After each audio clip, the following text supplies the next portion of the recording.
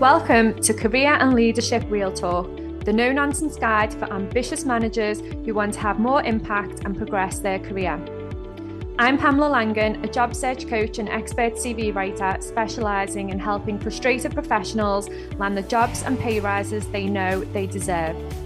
And I'm Jackie Jagger, a leadership and mindset coach specialising in helping newly promoted and new to role leaders to avoid the dickhead trap and lead with confidence. Between us, we've helped hundreds of leaders and managers to find new roles, take ownership of their careers, and handle the challenges that job searches and leadership responsibility inevitably bring. And now we're joining forces to share with you what we know has worked for our clients. Hello, and welcome to this week's episode. Today, we are talking about how to gain career clarity, which is something that when we considered it, we've run a 5-day challenge on this. We coach clients one-to-one on this. We've never actually created an episode on it. So it feels like this is perhaps slightly overdue episode. So Pam, let's, as we always do, get straight into it then and talk about what a lack of career clarity might look and feel like. How will people know whether it's worth listening to the rest of this episode and whether it's something they might need?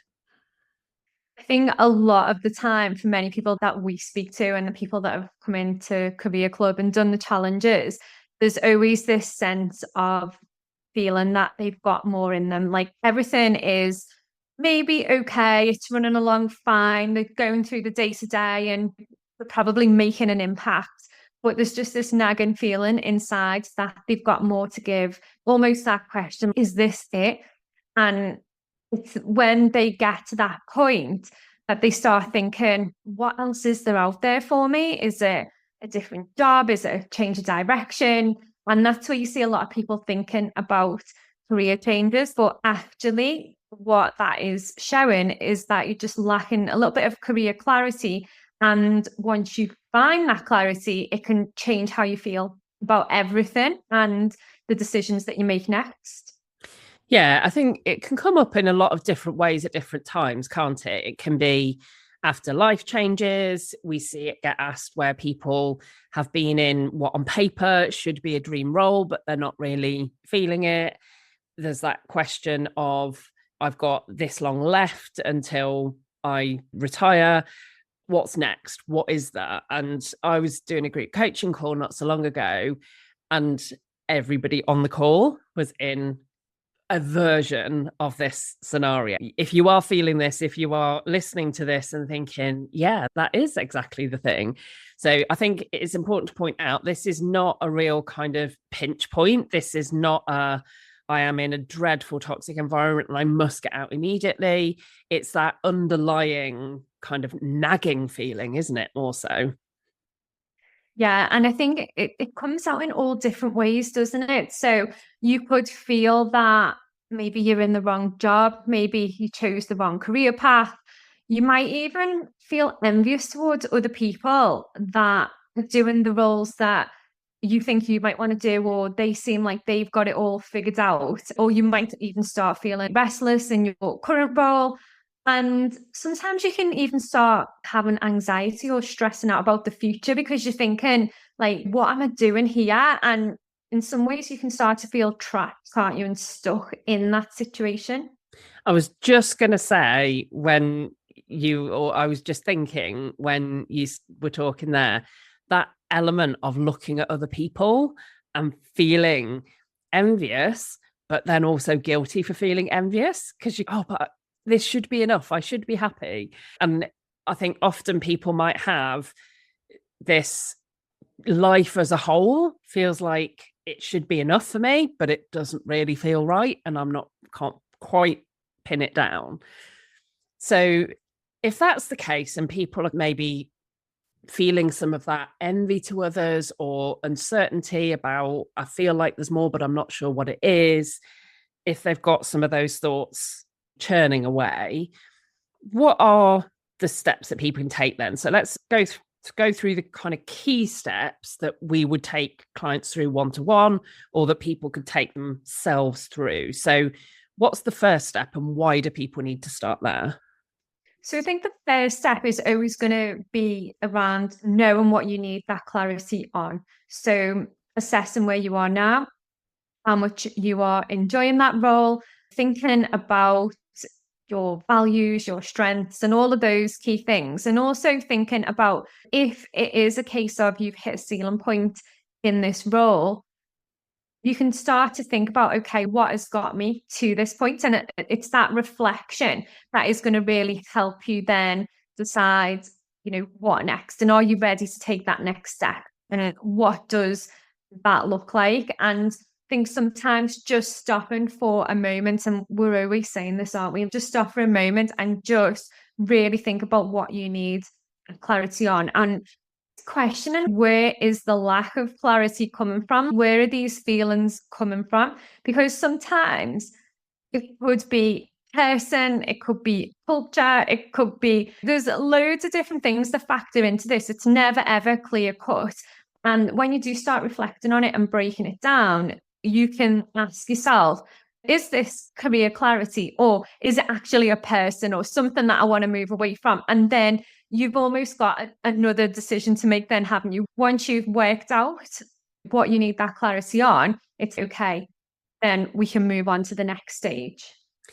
It's interesting, isn't it, when we take people through. So within the 5-day challenge, which you can access if you are a member of the Career Club, we have quite a comprehensive audit that we ask people to take themselves through at the beginning.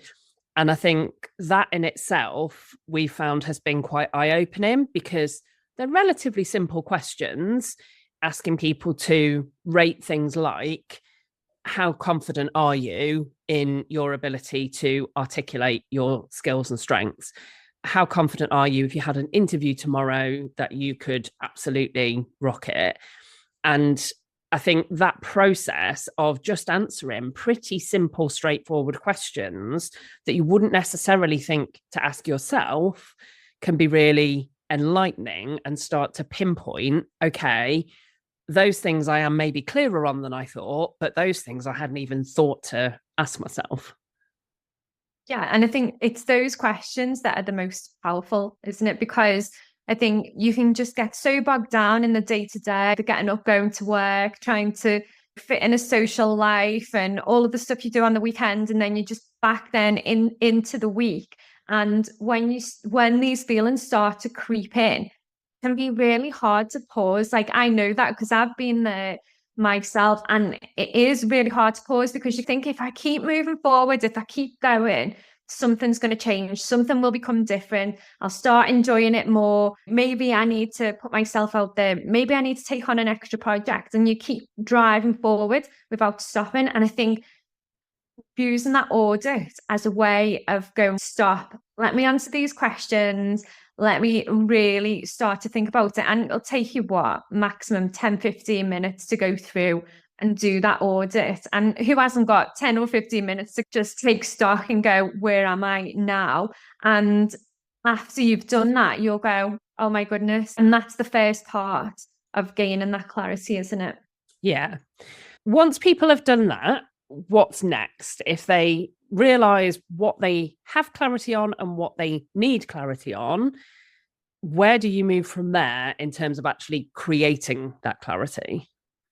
So I think step 2 is always going to be about focusing on those positives and thinking about your values and your strengths. And at that point, it's also quite easy to slip into the things that maybe you're not so good at, or maybe the gaps that you've got in order to move on. And that's completely natural, because as soon as we start to get a little bit of excitement about, oh, this clarity is happening, it's coming, and then you're like, oh, but I can't move because I haven't got this and I haven't got that, and I need to go do this university degree to move forward. So it's what we need to do now is focus on all of the positives, because there's a lot of stuff, even if we do feel that it is a gap or a limitation, that we can work around, work through. Maybe it's a short training course, whatever it is, there's always a way around it. And that's where focusing on the positives is going to be really helpful, because you're going to go into whatever you do next, whether it's just really defining that clarity and sitting with it, or then gaining that clarity and moving forward. And maybe it's a job search, maybe it's a promotion, depending on what it looks like. You go into that with full force, with all of the positives, knowing exactly what you can bring to the table and feeling that confidence with it as well. And when we say focus on the positives, I think one of the most challenging things is to focus on what you want more of rather than what you don't want. So at this stage, we get that challenge that people have to articulate their strengths or to know really what their values are and what drives them and what's important to them. But we also see, don't we, a lot of this stage where people know what they don't want, but don't know what they want instead. So they know they don't want this, but they struggle to know, what do I want instead? Yeah, and I think that's where the process that we take people through in Career Club within the challenge is really useful, because each step leads on from the next. So you're not just left hanging like, yeah, I want to do more of this and I want to do less of that. And then what next? You just fall off a cliff and that's the end of that. And we're back to work and all the old feelings start creeping back in. It's a set process where you work through it. And I suppose the next stage then is creating your career vision. So once you have gone through those steps and you've created this vision of what your future looks like, and it will be completely different for every single person. Like, all of this stuff is unique to the person, which is why you need to work through the steps. Like, we could talk you through ours, or we could talk you through client experiences, but you need to actually go through it yourself in order to really get that clarity for you and make sure that you're kind of through that process and really thinking about what each step and each stage means to you. And I think the career vision, when we do that exercise within the challenge, it's always an interesting one, isn't it? Because for a lot of people, they're like, never done this before, never even thought of doing this. And for others, yeah, maybe seen it before, but to actually write it for yourself is so powerful. It really is. And the reason that we don't do the career vision at the start and ask people straight off, what's your career vision, is precisely because until you know where you need more clarity and what you don't need clarity on, and until you're able to focus on what you want as opposed to what you don't want, and really bring those positives in, it's incredibly difficult to create a career vision. It feels often emotionally quite challenging to actually acknowledge what you want, because we get told all the time to set smart goals and be realistic. We get told to not get too big for our boots. You have that hideous question that is still asked sometimes at interviews of, where do you want to be in 5 years? And it's freaks people's brains out if you're asking them to create this big vision when they haven't had some of those steps sitting in front of it. So I think if you're listening to this and you're recognizing that you haven't got a bloody clue what your career vision might be, then that's why this sits further through. And people do find it easier, both at this stage, having done the other steps first, and also with the prompts and the format that we give. We make that a little bit easier by breaking down the steps that go into the overall vision, as opposed to starting off by asking you, where do you want to be? Yeah, and that's the thing, isn't it? Because with this as well, and with the resources, this is not just a kind of one time done, we're all finished there, we never have to look at this again. I don't know if we've actually discussed this, but I'm a firm believer that you need to look at this quite often, maybe even twice a year, at least once a year, and make sure that you're keeping yourself on track, making sure that you're going through the process and the stages and thinking about, am I in the right place right now? What else could I be doing? What else do I want to do? And what you'll find is that the more often that you keep on top of it and you make it a priority and you make it intentional, that you will have that consistent level of clarity. You'll always know what you're working towards. And for my clients, I always find that when they've got that clarity and they're working through their career plans and they know exactly what they're doing and what's coming next and what they should be working on in order to develop themselves, if there's any bumps in the road, like redundancy, for example, or we've worked with a few people lately that have been unfortunately through settlement agreements and things like that.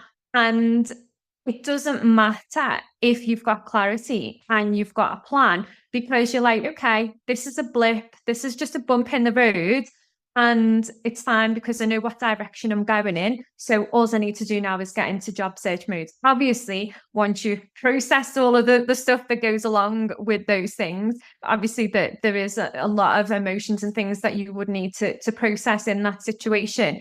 Or just thinking of it holistically, if you've got clarity and you've got a plan, you're going to find those things so much easier to deal with, and they won't have the same emotional impact on, for example, if there's somebody that hasn't got that clarity or doesn't know what direction they want to go in next. It can become a real shock and something that really weighs them down and can sometimes hamper their job searches and their confidence levels within those situations as well.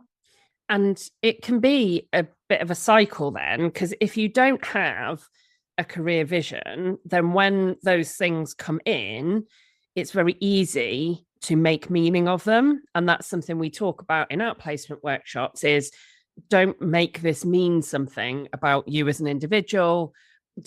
If you are applying for roles and you're being ghosted, don't make that mean something about you. That's what's happened. It doesn't define you. It doesn't mean anything about your qualities, your experiences as an individual. And I would absolutely second that sense of when you focus on your career vision, that can sound quite grand and people can find it quite difficult to really go as big with it as they truly want to, because we're used to being told to be realistic and not to dream too big. So for me, the number of times during that 5-day challenge that I said to people, clarity is a process, not a destination. It's something that you continually refine. It's something that you continually come back to. And I think the beauty of revisiting this particular step around your career vision is checking in and noticing how has it changed. And the thing that we see time and time again is the clearer people get, the easier they find it to dream bigger. And what they often find is when they check in, actually, what felt like a crazy, wild thing that they felt a bit shy or embarrassed about telling other people about now feels much more attainable, and they can start to play bigger in their career and think bigger in terms of the impact that they want to have with their career. And those are often the types of clients that we work with. It tends to be people who are ambitious in the sense of wanting more opportunity, but not for the sake of status or just salary. It's very much that sense of wanting to do work that's meaningful to them, that they enjoy, that they feel engaged in, wanting to provide for their families. And the more that they embrace that, the more that they allow themselves to embrace that, then, like you say, when those challenges come along, they've got more of that resilience to cope with those things as steps in the process, as opposed to they being events that define them. Okay, great.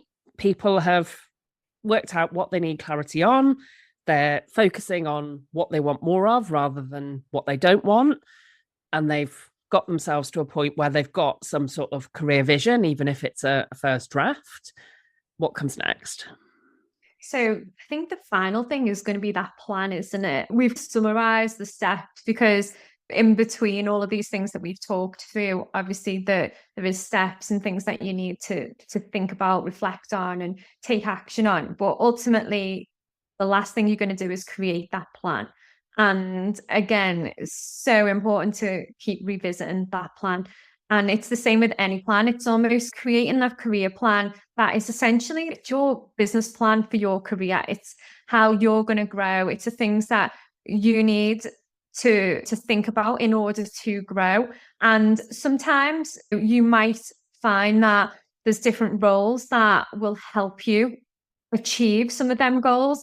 And increase your skill base and increase your experiences. So sometimes your career might not be the standard linear path that we're expected to go on. It might be that it's a little bit squiggly, it's a little bit zigzaggy. There's a lot more to it. And once you create that plan, and you've got something to work towards, that plan will change and it will evolve. And it shouldn't be that if you were to come into Career Club tomorrow and go through the career clarity stuff and then go, okay, this is my plan, I would expect that in 6, 12 months, 18 months time, you should be revisiting that plan and you should be going, okay, what can I tick off?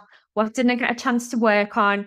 How can I do that? Is it even still important? And making sure that plan evolves, because if you do that, what you'll find is you will reach your goals faster. And I always think back to my own career, because I feel like I did fast track through my career, and I would be absolutely mortified if I'd ever left my notepad anywhere for anybody to pick up, because I was constantly focused on these things that we take people through and adjusting that career vision and updating my plan. And if anybody else would have opened it, they'd have been like, wow, you're dreaming, you're not going to move. And then that actually resulted in me achieving a really big pay rise that they weren't actually sure if they could pay me, because you can't usually jump levels like that. And I was like, no, this has been agreed. So it's going ahead. But it's one of those things where if I didn't have the clarity, if I hadn't have had the vision, if I hadn't have took the leap because I had the vision, then that wouldn't have happened. So it's definitely something to think about. And I am a firm believer that the more you plan for, the more you will achieve. And I think one of the mistakes that people make sometimes with this is that they go straight into planning mode. So they are struggling with this underlying feeling of, is this enough? I feel like I want something else. And we see from clients that come to us that have maybe tried to do this for themselves and found that they haven't quite made it work, is that often in the past, they've jumped straight from not having the clarity that they want to trying to create a plan. So they've skipped those earlier steps. They've skipped the dreaming big. They've skipped the getting clarity, thinking about their strengths. They've got straight into action planning because they're often action-oriented people. Where that can then trip them up is the obvious thing is to start looking for your next step. But if you don't know where your next step has got to take you, you don't know whether the step that you're planning is in the right direction. So you can often find that the plan looks very different coming at it at the end of this process, rather than trying to do it under your own steam at the beginning, can't you? Yeah. And I think just as you were saying that, then there was a couple of clients that really did spring to mind who come to me because essentially the CV is, in their words, all over the place because they've had so many different roles. And I always say to them, what are you looking for in these roles? What are you trying to get out of them? And usually the story goes something like, I just wasn't happy, but I didn't know what I wanted. So I've tried a few things and I'm still not happy. But now I've got a CV that is essentially all over the place and not really showing what I can bring to the table. The best thing to do is always, before you're making that move, is to stop and think, is this really a job move that I need to take right now? What is the reason? Or do I just need to find the clarity first? And I guarantee if you go into that job search with clarity, you will get so much more from it. It'll be so much easier. And you will get what you want out of it in terms of a role that is going to drive your career forward, increase your skill set and experience, rather than just a role that is maybe a bit, I'm just going to take it because I want to get out of here, or I don't really know what I want next. And we see some incredible results, don't we, from people who commit to this process. And I think it can feel quite tricky and quite exposing and emotional at times. But I'm just in mind, have got one of the Career Club members who went through this process, quite outwardly admitted, I didn't necessarily feel like I really wanted or needed career clarity, but the 5-day challenge was there and I thought, why not? And subsequent to that, having gone through this process and engaged with it, managed to negotiate a drop from 5 days to 4 days, is really clear on why she's taking the new role that she's been offered, where she was sought out for that role, which in the market, as things are happening at the moment, is not that common, but was able to really identify, okay, these are the things that would make that the right step for me now. And can you offer me all those things? Because if so, great, I'll come. And if not, no. Had this incredible offer, is now taking it. And that came from committing to this process and her really being prepared to do the work. So it's just phenomenal, isn't it, when we see the difference in a relatively short space of time when people commit to this process. Yeah, and that's the thing, isn't it? It can be as long or as short as it needs to be. Like with that example, that was pretty quick, wasn't it? Like it was like lightning speed. Other people might take a little bit longer, but it is just about working through it at your own pace. And I think the key thing with the support for that particular member was the fact that she could ask questions in the group. She could get the thoughts out of her head because maybe there wasn't people that she could speak to or she could lean on for that support. And I think that's the key, because sometimes we can get so bogged down in it, and then we start speaking to partners, to friends, family members, and they're just like, just do what you want, just do what makes you happy. And you're like, this is why I'm speaking to you, because I don't know what's going to make me happy. And they're like, well, in the nicest possible way, ask somebody else, because most of the time they're not sure, are they? I'm just thinking about the conversations between me and my husband, because I'm probably not the right person to speak to. And that's the thing, sometimes you do just need to have that space where you can ask those questions and even like hear what other people have gone through. When that member was posting in the group, the other members were really supportive and they were sharing their experiences and offering support as well. So it is also about, and the right support as well, as working through it and having these realizations and all of the reflections, but also knowing that support is there to help you along the way. I think that's key, isn't it? I was laughing as you were describing that, because I was just thinking of the opposite situation, that when you ask people that are close to you, they all think they know best and they're telling you something and you're like, no, I know that's not right, but I don't know what it is.